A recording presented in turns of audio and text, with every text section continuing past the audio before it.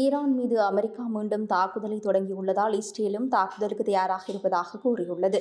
மீண்டும் தாக்குதல் நடத்த வேண்டிய சூழல் ஏற்பட்டால் இதற்கு முன்பை விட மிகப்பெரிய வலிமையுடன் ஈரான் மீது தாக்குதல் நடத்தப்படும் என்று இஸ்ரேல் பாதுகாப்பு அமைச்சர் எச்சரித்துள்ளார். இன்றைய பார்வை நிகழ்ச்சியுடன் இணைந்திருக்கின்றீர்கள். அமெரிக்கா ஈரான் இடையிலான மோதல் மேலும் தீவிரமடைந்துள்ளது. இரு நாடுகளும் மாறி மாறி தாக்குதல்களை தீவிரப்படுத்தியதால் போர் பதற்றம் அதிகரித்துள்ளது. இந்த சூழலில் ஈரானின் முக்கிய அணுமின் நிலையம் அருகே அமெரிக்கா தாக்குதல் நடத்தியதாக ஈரான் குற்றம் சாட்டியுள்ளது. இதற்கு ஈரானின் பதிலடியால் ஜோர்தானில் ஏவுகணை எச்சரிக்கை சைரன்கள் ஒலித்தது. இதனால் மேற்கு ஆசியாவில் பதற்றம் அதிகரித்துள்ளது. அமெரிக்கா தனது வான்வழி தாக்குதல்களை நிறுத்தியதாக அறிவித்த சில மணி நேரத்தில் ஈரானின் முக்கிய அணுமின் நிலையமான புஷகர் அருகே அமெரிக்கா வான்வழி தாக்குதல் நடத்தியதாக அந்நாட்டு அதிகாரிகள் குற்றம் சாட்டியுள்ளனர். இது தொடர்பாக புஷகர் மாகாண அதிகாரி எக்ஸான் ஜஹானியன் கூறுகையில், நண்பகல் நேரத்தில் இந்த தாக்குதல் நடந்தது என்று கூறினர். எனினும் ஈரானில் உள்ள அணுமின் நிலையம் அருகே தாக்குதல் நடத்தியதாக அமெரிக்கா இதுவரை அதிகாரப்பூர்வமாக எந்த விளக்கமும் அளிக்கவில்லை. மேலும் இந்த தாக்குதல் நடந்ததாக கூறப்பட்ட நேரத்திற்கு முன்பே ஈரான் மீது மேற்கொண்ட இராணுவ நடவடிக்கைகள் நிறைவடைந்ததாக அமெரிக்க இராணுவத்தின் சென்ட்காம் அறிவித்திருந்தது. இதற்கு பதிலடியாக உடனே ஈரானும் ஏவுகணை தாக்குதல்களை தீவிரப்படுத்தியதாக தகவல்கள் வெளியாகியுள்ளன. அதாவது ஜோர்தான் தலைநகர் அம்மான் உள்ளிட்ட பல பகுதிகளில் ஏவுகணை எச்சரிக்கை சைரன்கள் ஒலித்தன. இதனால் எப்போது வேண்டுமானாலும் தாக்குதல் நடத்தக்கூடும் எனவும் பொதுமக்கள் பாதுகாப்பாக இருக்கும்படி அதிகாரிகள் அறிவுறுத்தினர். இது ஒரு புறம் இருக்க, அமெரிக்கா தாக்குதலில் கடந்த பிப்ரவரி மாதம் கொல்லப்பட்ட ஈரான் முன்னாள் உச்சத்தலைவர் அயாதுல்லா அலி கமேனியினுடன் இன்று அவரது சொந்த ஊரான வடகிழக்கு ஈரானின் மஸ்கத் நகரில் உள்ள புனித இமாம் ரேசா தர்காவில் நல்லடக்கம் செய்யப்படுகின்றது. இதற்காக ஈரானில் தெஹ்ரான், ஹோம் உள்ளிட்ட நகரங்களில் கடந்த ஒரு வாரமாகவே இறுதி ஊர்வலங்கள் மற்றும் அஞ்சலி நிகழ்ச்சிகள் நடைபெற்று வந்தன.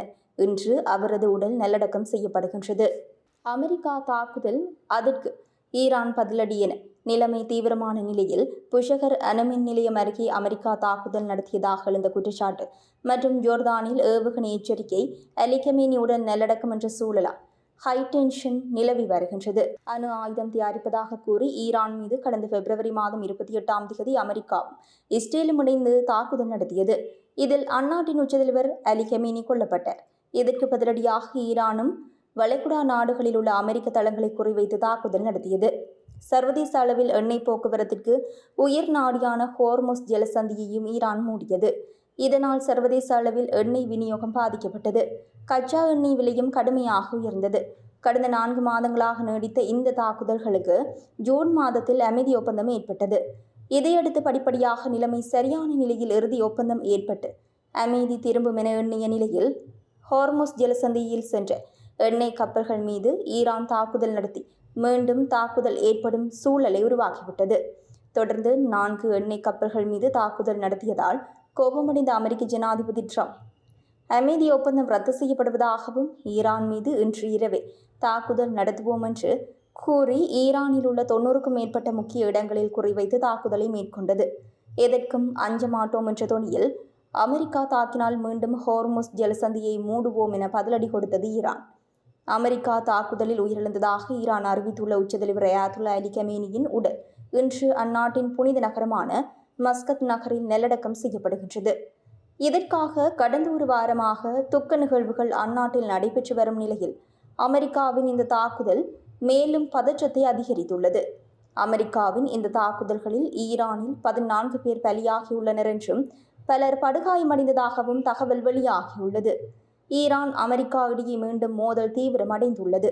கடந்த பிப்ரவரி மாதம் 28 முதல் அமெரிக்கா ஈரானிடையே யுத்தம் நடைபெற்று வந்தது.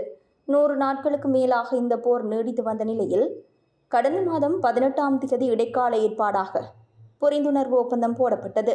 அமைதி பேச்சுவார்த்தை நடைபெற்று வந்த நிலையில் ஹோர்முஸ் ஜலசந்தியில் தங்கள் வகுத்த பாதையில் செல்லாமல் வேறு வழியை பயன்படுத்திய சரக்கு கப்பல்கள் மீது ஈரான் தாக்குதல் நடத்தியது. இதனால் கோபமடைந்த ட்ரம்ப் ஒப்பந்தத்தை ரத்து செய்வதாக அறிவித்தார். அத்தோடு ஈரான் மீது கடுமையான தாக்குதலை நடத்துவேன் என்றும் கார்க் தீவை கைப்பற்றப் போவதாகவும் ட்ரம்ப் மிரட்டினார். அவர் சொன்னபடியே ஈரான் மீது அமெரிக்கா கடுமையான தாக்குதலை தொடங்கியது. பதிலுக்கு ஈரானும் அமெரிக்க இராணுவ தளங்களை குறிவைத்து தாக்குதல் நடத்தியது. மீண்டும் முழுவீச்சில் ஈரான் அமெரிக்கா இடையே போர் மூண்டியிருப்பது மத்திய கிழக்கில் உச்சகட்ட பதற்றத்தை ஏற்படுத்தியுள்ளது. இந்த பரபரப்புக்கு மத்தியில் ஈரான் மீது பெரும் படையுடன் தாக்குதல் நடத்துவோம் என்று இஸ்ரேலும் எச்சரித்துள்ளது. இஸ்ரேல் பாதுகாப்புத்துறை அமைச்சர் ஹட்ஸ் இது குறித்து கூறுகையில், தேவைப்பட்டால் ஈரான் மீது இராணுவ நடவடிக்கை எடுக்க தங்கள் நாடு தயாராகி வருகின்றது. பெரும் படையுடன் இந்த தாக்குதலை நடத்துவோம் என்று உறுதியளிக்கின்றேன். போரை மீண்டும் தொடங்குவதற்கான முழு தயார் நிலையுடன் எங்கள் இராணுவம் உள்ளது. வான்வழி தாக்குதல்கள் மூலம் ஈரானில் உள்ள அச்சுறுத்தல்களை முற்றிலுமாக அழிக்க இராணுவம் தயாராக உள்ளது. தேவைப்பட்டால் 3வது முறையாகவும் தாக்குதல் நடத்துவோம். மீண்டும் போர்க்களத்திற்கு திரும்ப வேண்டிய சூழல் ஏற்பட்டால் இதற்கு முன்பை விட அதிக வலிமையுடன் திரும்புவோம் என்றார். இதே நிகழ்ச்சியில் பேசிய இஸ்ரேல் பிரதமர் பெஞ்சமின் நெதன்யாகு, ஈரான் மீது இதற்கு முன்பு எடுக்கப்பட்ட 2 நடவடிக்கைகள் மூலம் அந்த நாடு பலவீனம் அடைந்துள்ளது என்று குறிப்பிட்டுள்ளார்.